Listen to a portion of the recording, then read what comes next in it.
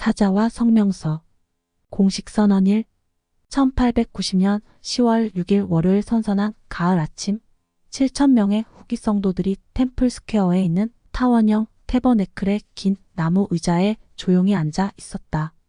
예수 그리스도 후기 성도 교회의 반년차 대회를 맞자 성도들은 그들이 선지자, 선견자, 계시자로서 존경하는 이들의 가르침을 듣고자 한 자리에 모였다. 당시에는 연사들의 말씀 순서가 사전에 미리 정해지지 않았었다. 그때는 교회 회장이 영감이 느껴지는 순간 임무를 지명했으며 아무도 말씀을 미리 준비하지 않았다. 연사 중에는 간략한 계율을 경전에 끼워 오는 이들도 있었으나 선지자가 자신의 이름을 부르면 성신이 머릿속을 채워주리라 믿고 원고 없이 대회에 오는 이들이 많았다. 청중이 모임의 첫 번째 말씀을 기다리는 동안 윌포드 우드럽 회장은 오른쪽으로 고개를 돌려 자신의 옆에 앉은 사람에게 일어나 말씀을 전해달라고 부탁했다. 바로 제1회장단 제1보좌인 조지 큐 캐넌 회장이었다. 우드럽 회장이 직접 이 역사적인 모임의 첫 순서를 이끌 것으로 생각했던 캐넌 회장은 무방비 상태로 이 요청에 응했다. 바로 몇 분 전에 솔트레이크 시티의 감독인 올슨 F. 휘트니가 오늘날 공식 선언 1로 알려진 성명서를 낭독했으며 우드럽 회장은 이 중요한 문서를 통해 복수 결혼을 금지하는 법에 순종한다는 뜻을 공표한 상황이었다. 우드럽 회장은 2주 전에 별다른 설명 없이 이 문서를 언론에 공개했었다. 캐넌 회장은 오직 한 가지 사안에만 몰두한 채 초조하게 말씀을 기다리는 수많은 회중을 바라보았다. 캐넌 회장은 말씀하도록 부탁받은 것을 두고 이렇게 기록했다. 말할 수 없이 두려웠다. 이보다 어려워 보이는 일을 요청받은 적은 또 없었던 것 같았다. 성도들이 복수 결혼을 시행해온 지도 반세기가 되어 갔다. 여성과 남성들은 이제 자신의 종교에서 가르치고 의도하던 것에 반대되는 원리를 따라야 한다는 결정에 괴로워했다. 그들은 이 원리를 따른다는 이유로 개인적, 집단적으로 고립과 학대, 수감을 당해왔었다. 그러나 그들은 복수 결혼을 하나님께서 교회에 주시는 계명으로 받아들였다. 그들은 복수 결혼을 시행함으로써 자신들의 영혼이 단련되고 세상 사람들을 향해 그들의 특징을 규정지어 보일 수 있다고 믿었다. 이제 무엇으로 그들을 규정할 것인가? 캐넌 회장은 자신을 규정하는 방식을 통째로 바꾸는 것이 쉬운 일이 아님을 분명히 알고 있었다. 복수 결혼을 끝내는 것은 복수 결혼을 시작하는 것만큼이나 고통스러운 일이 될 것이었다. 휘트니 감독이 성명서 낭독을 마쳤고 이제 이 사안을 교회에서 권위 있고 구속력 있는 것으로 지지할지에 대해 것으로 결정짓는 순서가 남아 있었다. 대다수가 찬성했으나 성명서를 하나님의 뜻으로 받아들일 준비가 되어 있지 않아 손을 들지 못하는 사람들도 덜어 있었다. 연단에 앉아 청중을 바라보던 교회의 지도자들의 눈에 성명서가 앞으로 자신들에게 어떤 영향을 줄지 모른다는 불확실함에 불안과 혼란을 느끼며 흐느끼는 남편과 아내들이 들어왔다. 캐넌 회장은 대다수 사람들과 함께 손을 들어 성명서를 지지했다. 그러나 그의 말대로 이렇게 극도로 민감한 주제로 의견이 나뉜 청중을 하나로 모은다는 것은 감당할 수 없이 무거워 보이는 과제였다. 이 메시지가 어떤 결과를 가져올지는 아무도 장담할 수 없는 일이었다. 캐넌 회장은 생각의 갈피를 잡지 못한 채 자리에서 일어나 단상으로 걸어 나갔다. 그는 그 순간을 이렇게 기록했다. 이 주제를 두고 무슨 말을 전해야 할지 도무지 알 수가 없었다. 자리에서 일어날 때는 머릿속이 하얗기만 했다. 보자. 조지 퀘일 캐넌은 둘째가라면 서러울 달변가였다. 그는 천성이 친절하고 쾌활한 사람으로 평생을 말이나 글과 함께한 사람이었다. 10대 시절 나부에서 교회 신문의 인쇄소에서 수습공으로 일했고 나중에는 유타 전역에서 가장 영향력 있는 인쇄회사를 설립했으며 성인이 된 후에 대부분 시간을 자신이 만드는 교회의 신문과 잡지에 사설을 썼다. 캐넌이 지닌 은사와 그의 강력한 기반을 알아본 브리검 영 회장은 1860년에 그를 사도로 불렀고 후에는 제1회 장단 보좌로 불렀다. 그리고 그는 30년 가까운 시간 동안 교회 회장 4명의 보좌로 봉사했다. 조지 큐 캐넌은 명석하기로 유명한 사람이었다. 동료 사도들도 교회 지도자 중 그에 필적할 사람은 없다고 여겼다. 사도로서 민감한 연설이나 조심스러운 서한 작성을 요청받는 사람은 보통으로 조지 큐 캐넌이었다. 비몰몬 언론들은 그를 몰몬 리슐리의 프랑스의 추기경이자 정치가 옮긴 이로 일컬었는데 그 이유는 그를 모든 몰몬 운동 배후의 주역으로 여겼기 때문이었다. 그러나 주역이라는 명성은 조지 큐 캐넌 회장에게 짐이 되기도 했다. 그는 자신이 고안하지 않은 발상과 자신이 시작하지 않은 운동의 창시자로 여겨지는 것이 불편했다. 그는 숨은 주역으로 보이기를 거부했으며 옆에서 의견을 제시하는 역할이야말로 자신의 자리라는 것을 잘 알고 있었다. 그는 교회를 이끄는 신권 열쇠를 소유한 교회 회장이 아니었다. 혹 다른 이들이 몰랐다 할지라도 그는 겸손하게 선지자를 따랐다. 반몰몬 움직임, 몰몬의 복수결혼 시행을 반대하는 연방정부의 반몰몬 움직임은 조지 큐 캐넌이 인생에서 겪은 큰 고비 중 하나였다. 그는 8년간 미국 하원의 유타 준주 단독 대표를 지냈으나 후에 일부 다처제를 금지하는 연방법을 위반한 혐의로 의회에서 제명되었다. 캐넌이 복수 결혼을 시작한 것은 30대 초반이었다. 그것이 하나님께서 자신에게 바라시는 일임을 확신했기 때문이었다. 결국 그는 모두 5명의 아내와 43명의 자녀로 이루어진 가족을 꾸리게 되었다. 그는 가족을 사랑했다. 1885년부터 1888년까지 그는 결혼에 관한 연방법을 위반했다는 이유로 자신을 체포하려는 연방법원 집행관들을 피해 자주 신분을 감추고 도피 생활을 하며 자주 가족을 떠나야 했고 그런 처지를 슬퍼했다. 그는 가족들 한 명 한 명에게 긴 편지를 쓰고 가족들이 모일 수 있을 때마다 가족 평의회를 여는 등 최선을 다해 가족을 돌봤다. 결국 그는 연방정부에 항복하여 1888년 9월부터 1889년 2월까지 유타주 형무소에서 5개월간 복역했다. 정부 관리들은 교회 지도자들에게 복수 결혼의 종료를 알리는 성명을 발표하도록 오랫동안 압력을 행사했다. 캐넌 회장은 정부의 지시를 따르지 않았다. 후에 그의 동료들은 그의 재임 기간을 통틀어 그가 전한 가장 훌륭한 연설은 미국 의회에서 전한 것이었다고 회고했다. 당시 그는 동료들 앞에 서서 종교적인 양심을 근거로 복수 결혼을 옹호하는 연설을 전했었다. 그는 온갖 반대에 맞서 복수 결혼 관행을 수호하려 했다. 그는 교회가 박해에 시달리던 당시 그의 생각을 이렇게 기록했다. 복수 결혼의 종료를 선언하는 성명을 발표할 가능성이 내게는 보이지 않았다. 우드럽 회장님도 그렇게 느끼신다. 우리는 언제나 그랬던 것처럼 주님께서 우리를 도와주시리라고 신뢰해야 한다. 캐넌 회장보다 학식은 짧았으나 겸손하고 소박하며 겸허했던 우드럽 회장은 캐넌 회장보다 훨씬 앞서 이 문제에 변화가 필요하다는 결론을 내렸다.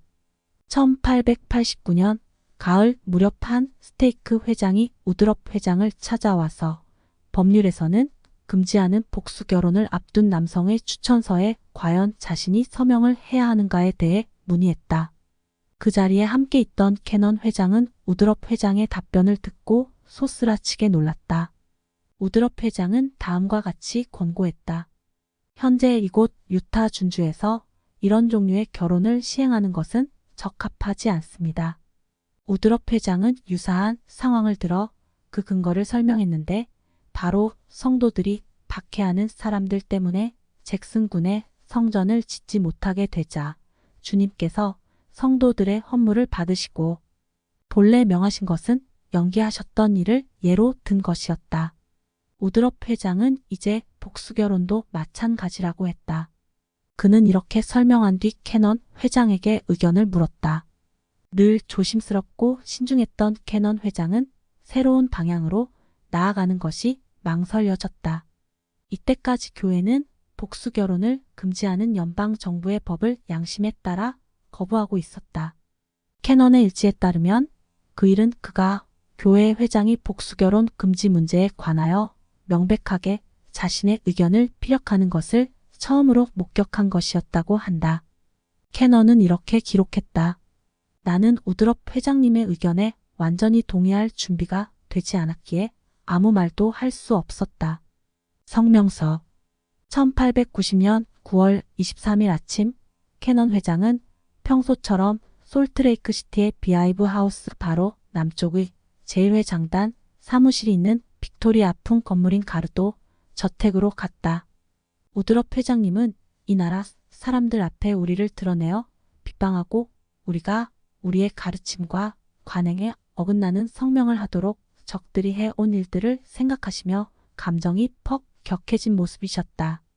그때는 유타에서 반일부스타처제법 집행을 위해 연방정부가 임명한 소규모 사람들로 이루어진 유타 위원회가 교회의 지도자들이 계속하여 유타에서 일부 다처제를 가르치고 복수 결혼을 승인하고 있다고 주장하는 보고서를 발표한 터였다. 캐넌은 교회가 그에 반박하는 성명을 내야 한다고 생각했다. 그러나 우드럽 회장은 그보다 강력한 조치를 염두에 두고 있었다.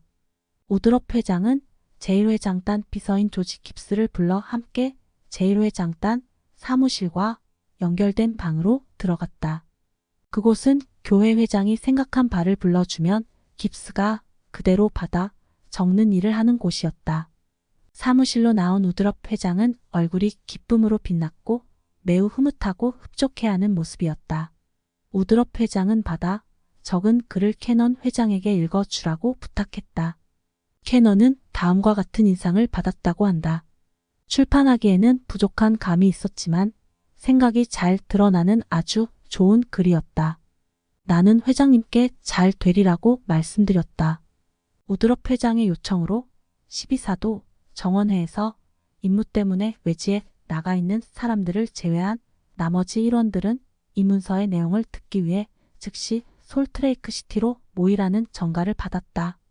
그날 오후 제1회 장단의 조지 큐 캐넌과 조셉 F 스미스와 더불어 3명의 사도가 문서 수정을 논의하기 위해 한자리에 모였다.